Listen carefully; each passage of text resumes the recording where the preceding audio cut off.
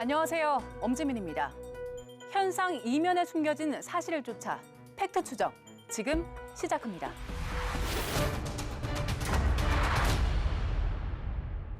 네, 오늘의 팩트 체커 김혜린 기자 나와 있습니다. 김 기자, 이번 주 확인한 팩트는 어떤 건가요?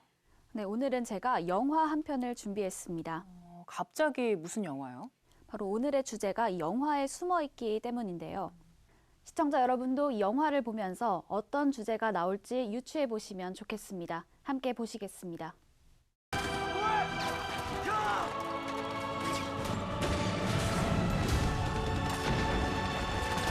진짜 죽고 싶어 환장했어. 내가 뭐 때문에 죽게 살려 태어나는데. 태극기 휘날림회잖아요. 이게 6.25 전쟁을 다룬 영화인데 우리 아픈 역사도 담겨 있고요. 오늘 팩트 추적 주제가 이와 관련이 있겠군요. 네, 오늘의 팩트 추적. 나라와 가족, 그리고 친구들을 위해 헌신한 영웅들이 정작 국민들에게 잊힌 채 방치되는 현실을 추적했습니다. 저마다 호국 보훈을 외치며 나라를 위해 헌신한 영웅들을 기리는 6월. 하지만 어떤 이는 가려진 유골함과 함께 잊혀가고 또 어떤 이들은 겨우 오늘을 살아갑니다. 사실 모시게 된다기보다는 방치하고 한쪽 구석에 이제 모셔져 있는 상태가 되고요. 또 아파도 그냥 억지로 끌고 병원을 가야 되고 말도 못하죠. 국가보훈부 승격 1년. 우리는 그들의 희생에 얼마나 보답하고 있을까요? 뒤늦게 제자리를 찾은 이가 있습니다. 도산 안창호 선생의 제자이자 함께 독립운동을 한 하희옥 애국지사. 그 공로가 인정돼 지난 2015년 대통령 표창을 받았습니다. 하지만 유족을 찾을 수 없어 표창 전수는 물론 묘지 위치조차 알 수 없었는데요. 74년도에 돌아가신 분인데 애국지사분이세요. 그분 비석을 보면 정말 국가를 위해서 헌신하신 분이고 우리 후손들이 보고 배워야 되겠다는 그런 글귀가 다 있어요. 비석이. 사설 공원묘지에. 근데 그분을 몰래 파다가 저 산기슭에 묻어버린 거예요. 지난 2021년 3월 방치된 묘지를 발견한 시민의 제보로 뒤늦게 대전 현충원에 안장됐습니다. 숨을 거둔 지 무려 40여 년 만입니다. 그런데 이름이 알려지지 않은 숨은 영웅들의 현실은 더 안타깝습니다. 인천의 한 봉안시설. 종이로 가려진 유골함들이 군데군데 눈에 띕니다. 오랜 기간 유족들이 관리비를 내지 않았기 때문인데 여기엔 국가유공자 유해 47위도 포함되어 있습니다. 예전에는 빨간 딱지를 이렇게 붙여놨어요. 방 빼야 된다. 체납했으니까 방 빼야 된다. 47분은 어쨌든 저쨌든 간에 현충시설로 모셔야 돼요. 나라를 위해 헌신한 영웅들의 유해가 제대로 예우받지 못하고 사실상 방치된 겁니다. 거의 이제 10년 가까이 저희가 기다리고 있었던 상태이기 때문에 보훈지청에서 이게 무연고 유골이 그 국가유공자가 확실하다면 바로 현충원 안장에 협조를 하겠다라고 하셔서 짧게는 5년에서 길게는 10년. 그렇게 영웅은 가족에게조차 잊혀 무연고 위기에 놓였습니다. 이제는 국가가 나서야 하지 않을까. 보훈 당국에 돌아온 답변에선 당장의 뚜렷한 대책을 확인하기 어려웠습니다. 참전유공자라고 하면 그분들은 본인만 살아가실 때 등록을 했다가 돌아가시면 재적이 되잖아요. 그래서 그 이후에 가족이 있는지 어쩐지 저희 쪽에서 자료가 따로 없어요. 그래서 아마 확인한다고 치면 지자체에서 가족공원에서 확인해야 되겠죠. 국립묘지에 안장하려면 유족의 동의를 얻든 아예 무연고 시신으로 분류해 관련 절차를 따라야 하는데 가족은 있지만 연락이 닿지 않는 이러지도 저러지도 못하는 상황이 계속되고 있기 때문입니다. 그래서 우린 무연고 시신 확인 처리 의무 등이 있는 지자체에도 해법을 물었습니다. 가족공원에 있는 체납 유공자분들에 대해서는 그 다른 체납자분들하고 똑같이 이제 그 연락을 해보고 연락이 안 오면 이제 무연고 공고까지 돼서 이제 처리하는 거는 맞고요. 이제 신문 공고를 2번을 해요. 아직은 여기에 대해서 지금 처음 이렇게 나온 거라 네네. 어떻게 매뉴얼대로 이렇게 하는 그런 게 없어요. 얼마나 관리비가 밀린 유공자를 대상으로 선정할지 등 정작 명확하고 구체적인 지침은 없었습니다. 사실 무연고라고 확인이 돼야 현충원에 갈 수 있다는 건데 아니 이렇게 오랫동안 방치된 거 그 자체가 무연고인 건 아닙니까? 네, 근데 미납된 국가유공자 유해들은 원래 가족이 있어서 이런 봉안시설에 들어온 터라 이제 무연고라고 할 수가 없다는 겁니다. 아, 그러면 뭐 계속 도돌이표네요. 네, 근데 미납 표지가 붙은 봉안시설보다 더 열악한 곳에 보관돼 있던 국가유공자들의 유해도 있었습니다. 무연고 사망자가 발생했을 때 지자체가 국가유공자 여부를 제대로 확인하지 않아 국립묘지 안장 심사조차 받지 못한 영웅들이 있었던 겁니다. 지난 2018년부터 5년 동안 파악된 인원만 49명에 달했습니다. 일반적인 무연고자, 그중에 국가유공자, 이분들은 현충원으로 갈 수 있는데 못 가면은 5년 뒤에 그냥 한꺼번에 상골 처리, 버려지는 거예요. 한꺼번에. 납골 땅도 아닌 창고 형태의 시설에 보관돼 있었는데요. 비판이 일자 최근 일부 개선의 움직임은 있습니다. 무연고 시신의 국가유공자 여부를 지자체가 의무적으로 확인토록 한 법안이 오는 8월부터 시행되는 게 대표적인데 아직 갈 길이 멀다는 지적도 나옵니다. 무연고자 인구가 많은 시대이고 또 1인 가구가 연령층별로 늘어나고 있기 때문에 또 우리 유공자분들께서는 지자체하고 보훈부하고 관리 대상으로 특별히 이 업무가 매뉴얼화 되어야 될 것 같습니다. 장묘법도 근거가 생겼으니까 저희 국민들 입장에서는 그건 지자체 입장이다. 주로 기초지방자치단체장들이 해야 될 그 책무가 강화되는 영역으로 봅니다. 그리고 무연고 사망자들이 나왔을 때 그때 바로 국가유공자인지 아닌지 그 여부를 확인하면 됐을 텐데 왜 이렇게 관리가 안 된 겁니까? 사실 법령이 아니라 그냥 단순한 지침 사항이었기 때문에 잘 지켜지지 않았던 겁니다. 저희가 수치를 좀 볼 텐데요. 전국 228개 지자체 중에서 115개. 이 정도가 안 지켰다면 절반 넘게 그 지침을 잘 지키지 않은 건데 법이 아니라고 해도 적어도 지자체에서는 이런 준칙 정도는 지켜야 되는 거 아닌가요? 네, 그렇죠. 근데 8월부터는 무연고 시신을 처리하기 전에 행정정보 시스템으로 이분이 국가유공자인지 아닌지를 확인하도록 한 그런 개정된 법률안이 시행이 됩니다. 하지만 저희가 취재를 해보니까 아직 의견 수렴 단계에 머물러 있었는데요. 그래서 같은 일이 반복되지 않도록 제대로 된 매뉴얼이 마련됐는지 팩트 추적에서 계속 지켜보겠습니다. 네, 김혜린 기자가 계속해서 확인을 해주시고요. 저희가 얘기를 나눈 동안 지금 사진이 하나 떴는데요. 문패 같은데 국가유공자의 집이라고 돼 있고요. 그 아래 보니까 또 국가보훈처 마크가 있네요. 네, 바로 저희가 준비한 다음 이야기가 이 사진 속에 숨어 있습니다.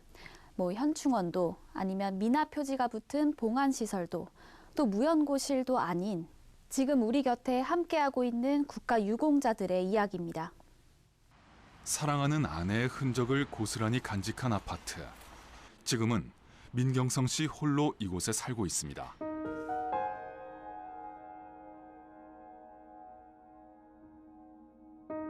뇌출혈로 반신불수가 된 아내는 9년 전 먼저 세상을 떴고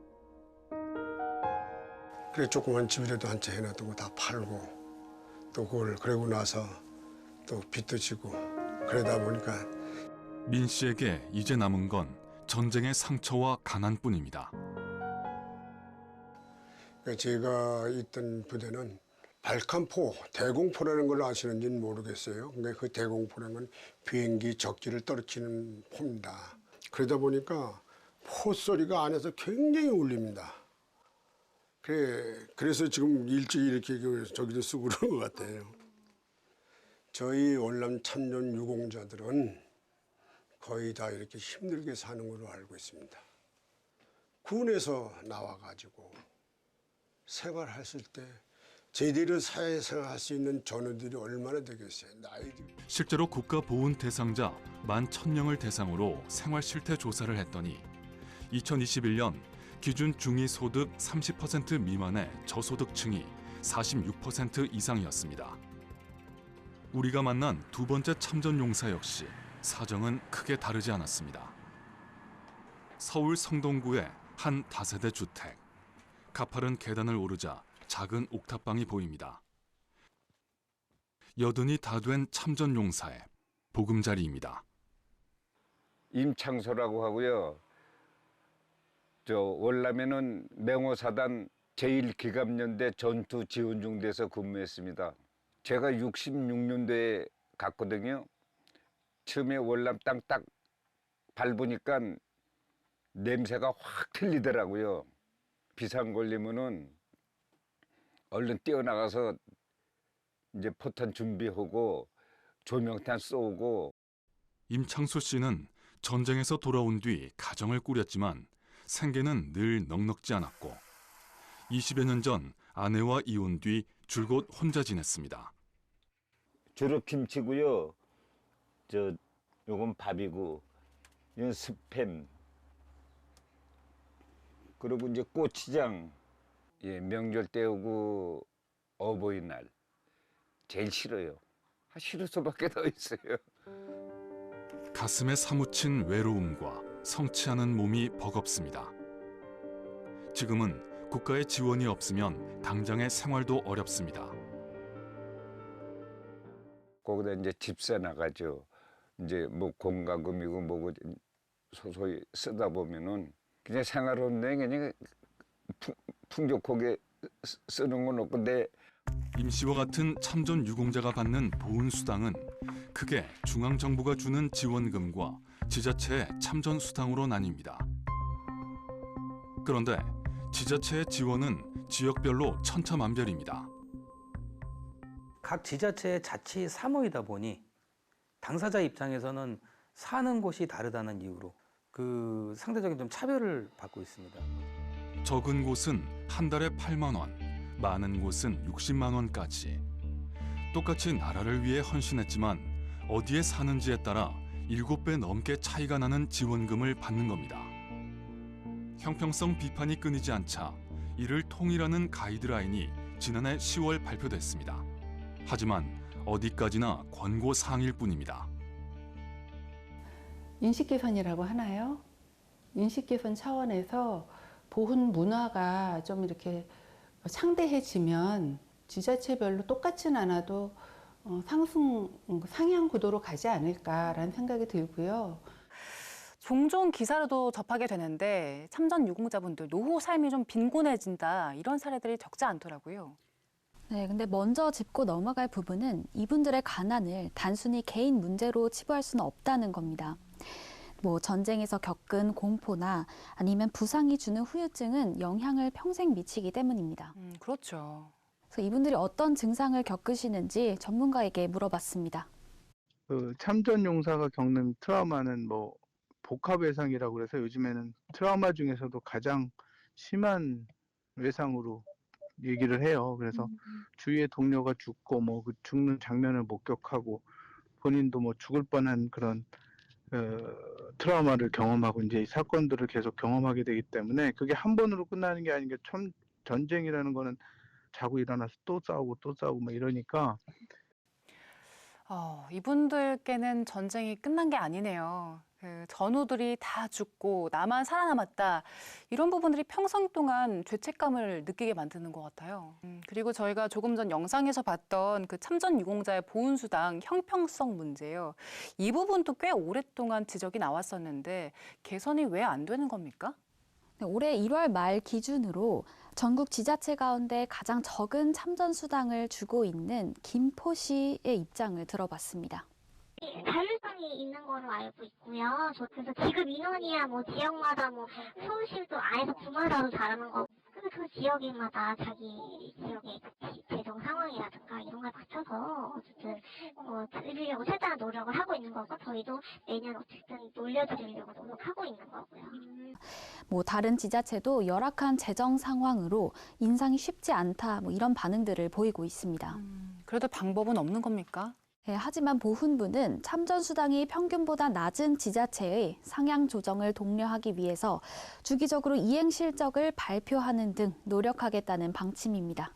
저희가 지금 지원금 얘기하고 있는데 돈도 돈이지만요. 다양한 방면에서 지원이 필요할 것 같아요. 네, 맞습니다. 제가 만난 세 번째 유공자는 집보다 병원이 더 좋다는 분이었는데요. 무엇 때문인지 화면으로 만나보시죠. 국가보훈 대상자의 평균 나이 70세 이상, 요양시설을 찾는 이도 많아졌습니다.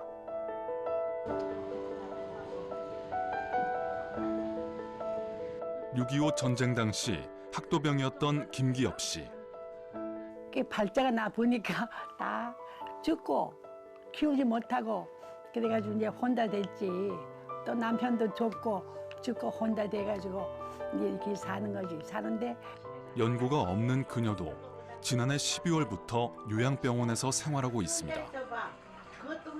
교회 갔다 오다 신발 벗다가 넘어져가지고 그래 발을 못 걸잖아요. 그래서 이제 요양병원에 와가지고 2개월 걸른 연습을 했어요. 그 병원이 고맙고 요양병원에서 원장님이랑 다 잘해주니까. 지난해 12월 기준 혼자 사는 국가유공자 수는 약 15만 5천여 명.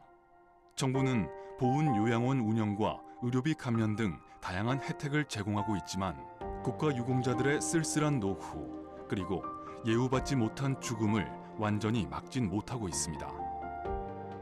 가려진 유골함 속 영웅들은 지금 이 순간 국가의 존재 이유와 역할을 묻고 있을지 모릅니다. 네, 국가 존재 이유와 역할, 저도 다시 한번 생각을 해보게 되는데요. 저희가 영상에서 만나본 김기엽 유공자의 모습 굉장히 인상적이었습니다.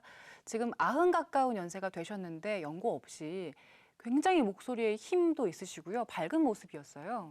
김기엽 유공자처럼 혼자 사시는 고령의 유공자분들 굉장히 많으시잖아요. 네, 15만 명이 넘습니다. 또 혼자 계시는 최고령자의 경우 100세 가까운 분도 계시고요. 그러면 이렇게 살아 계실 때 우리가 미리 좀 더 예우를 갖추고 또 실태 조사를 미리미리 하면 사후에 무연고 유해로 남겨지는 그런 최악의 상황은 미리 막을 수 있는 거 아닌가요? 네, 사회복지 전문가들도 연고자 여부를 떠나서 당사자에게 향후에 어떤 장례를 원하는지 좀 미리 조사를 하면 사후에 유해가 방치되는 걸 막을 수 있지 않느냐 이런 의견이 들려왔습니다.